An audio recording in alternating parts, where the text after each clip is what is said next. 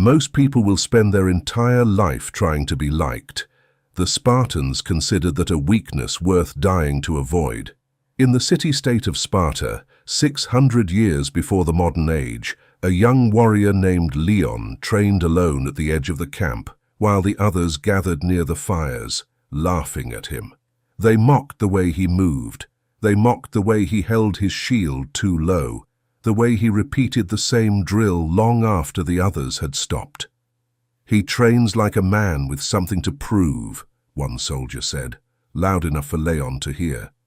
"Or like a man with no friends," another added, and the group laughed again. Leon did not turn. He reset his stance, and he ran the drill again. What he didn't know yet was that his answer was about to become yours too. Chapter 1. The Weight of the Crowd. Sparta did not simply train soldiers. It trained men to survive inside a society where every flaw was visible, every mistake was witnessed, and every weakness became a story told around the fire that night. There was no privacy in the agoge, no room to fail quietly and try again unseen. Whatever you struggled with, the entire camp would know by sundown. Leon was 13 when he was taken from his mother and placed into this system, the brutal training program that shaped Spartan boys into Spartan men. He was not the strongest in his group. He was not the fastest. His arms shook earlier than the others during shield drills. His footwork, in those first years, was clumsy enough to draw open laughter from the instructors themselves. What he lacked in raw talent, he tried to make up for in repetition. While the others rested, he ran the same drills again. While the others ate, he adjusted his stance in the dirt with a stick, tracing the footwork over and over until the lines blurred together. The other boys noticed, and boys who notice weakness rarely stay silent about it. "Look at him," one would say, loud enough to carry across the courtyard. "Still practicing the same useless stance. Maybe if he does it 1,000 more times, he'll finally get it right." Laughter would follow. It always did. It was sharp, and it was constant, and it was designed, whether the boys saying it realized it or not, to push Leon back toward the group, to make him perform the easier version of himself that simply blended in. Leon never had a clever response. He never needed one. He would glance up, just briefly, then turn back to his shield and continue the same motion he'd been mocked for moments earlier. But here is the question that should already be bothering you. Why didn't it work? Mockery like that breaks most people eventually. It is designed to. So why didn't years of it break Leon? The answer is the first truth almost no one tells you about approval. Most people are not actually evaluating you with any precision. They are reacting in the moment, performing for each other as much as commenting on you. The boy who called Leon's stance useless had never once analyzed why it was structured the way it was. He simply needed something to say, a way to participate, a way to feel slightly superior for 10 seconds before the next distraction arrived. The laughter around that fire was never really a verdict on Leon's worth. It was entertainment, a way to pass a cold night in a hard place. And yet, how many men, across how many centuries, have rebuilt their entire identity around exactly that kind of noise? You already know the answer. You've probably done it this week, softened an opinion, abandoned a habit, second-guessed a decision, not because you were wrong, but because someone reacted to it the way that crowd reacted to Leon. Chapter 2. The Veteran by the Fire. Years passed. Leon grew taller, stronger, more capable. The clumsy footwork of his early years sharpened into something deliberate, almost mechanical in its precision. But the mockery never fully disappeared. It simply changed shape. Where boys had once mocked his stance, Men now mocked his silence. "He thinks he's better than us," they said, when he declined to join the boasting that filled the evenings before a campaign. Too proud to laugh with the rest of us, too good for conversation. Leon was not proud. He was simply tired of performing a version of himself that existed only to satisfy people who would forget him by morning, the same way they'd forgotten whatever they'd mocked him for the week before.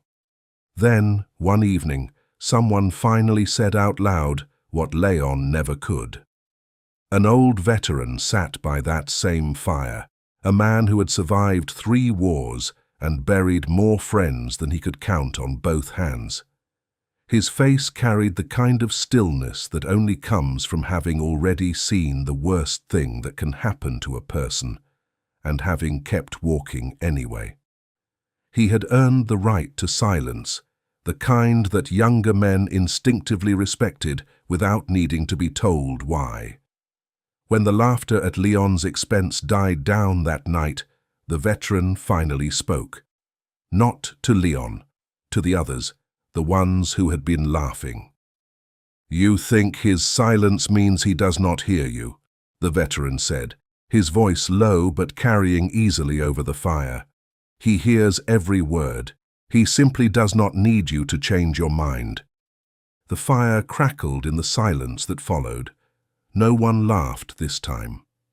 "There are 2 kinds of men in this camp," the veteran continued, looking now at each face around the flames in turn. "Those who train for the approval of the fire and those who train for the war. The fire will forget you by morning. The war will not." It was a small moment. No battle was fought that night. No enemy was defeated. But it revealed something they all secretly understood and rarely said out loud. The opinions being thrown around that fire carried no real weight. They never had. They were noise mistaken for judgment, comfort mistaken for wisdom. Here is the second truth, and it is harder to accept than the first. The people most eager to comment on your choices are rarely the people who will be standing beside you when those choices are actually tested.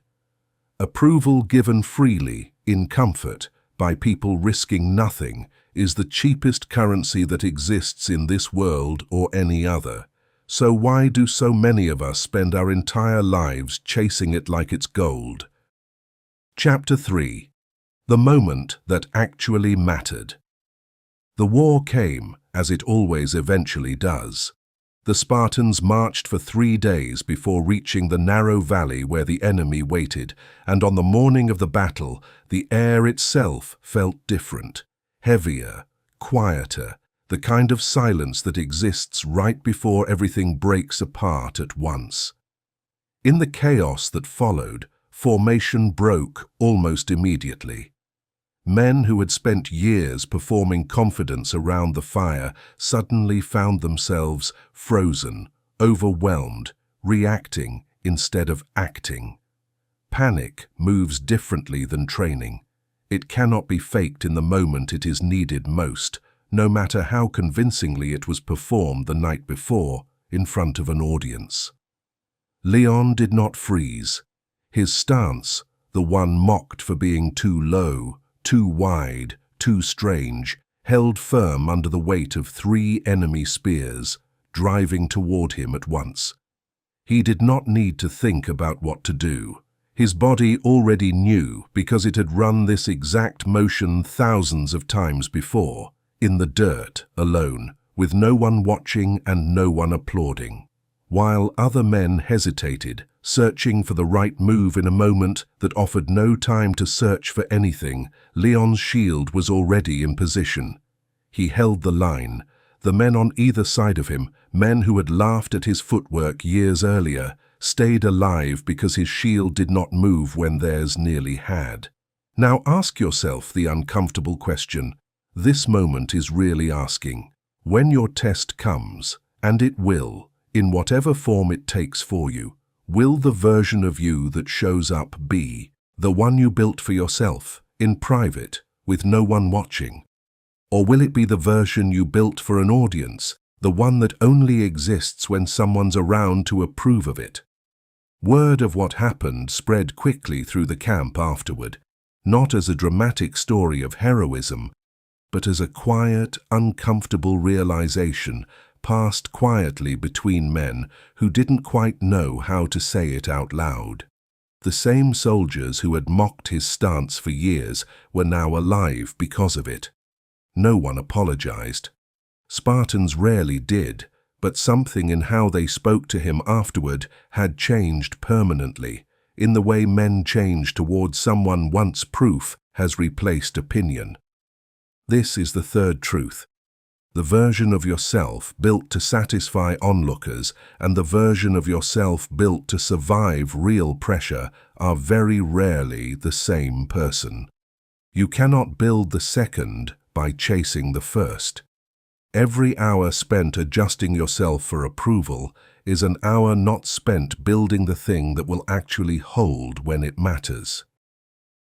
Chapter 4. The question that follows you home. Most of us will never stand in a battle line with spears pointed at our chest, but almost all of us will face our own version of that fire today, maybe even before this video ends. The group chat that mocks an unconventional choice. The family member who questions a decision they don't understand and never bothered to ask about.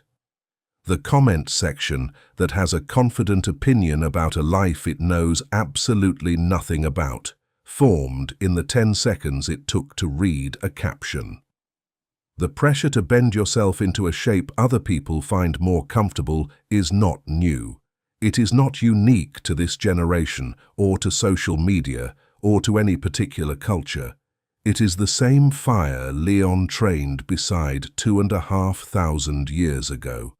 Only the shape of the flame has changed, from a literal campfire surrounded by mocking voices to a glowing screen surrounded by the same thing, dressed differently. And here is the part modern society conveniently leaves out, the part no algorithm wants you to sit with for too long.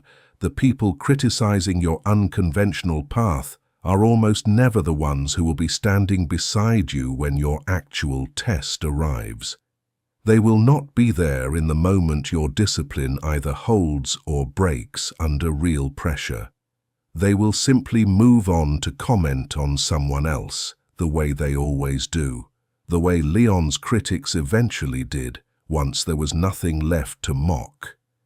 This does not mean ignoring every piece of feedback or refusing to grow or treating all criticism as automatically meaningless. Spartans were not reckless men who rejected all guidance. They trained under real instruction from men who had earned the right to correct them through proof, not proximity. The difference is this: Leon listened to instruction from people who had something at stake in his outcome. He did not reshape himself for the comfort of people who had nothing invested in it at all. That is the line worth drawing in your own life, and it is not as simple as ignore everyone. That advice is just as lazy as listen to everyone. The actual discipline is knowing the difference between a voice that has earned the right to shape you and a voice that is simply reacting to fill a silence it doesn't know what else to do with. Somewhere right now, you are bending some part of yourself. Your ambition, your habits, your direction, the way you spend your time when no one's watching, to fit a shape someone else finds more comfortable. The question Leon's story leaves behind doesn't get easier the longer you avoid it, and it won't go away just because you change the subject. Are you training for the fire, or are you training for the war? Because the fire will forget you by morning. The war will not.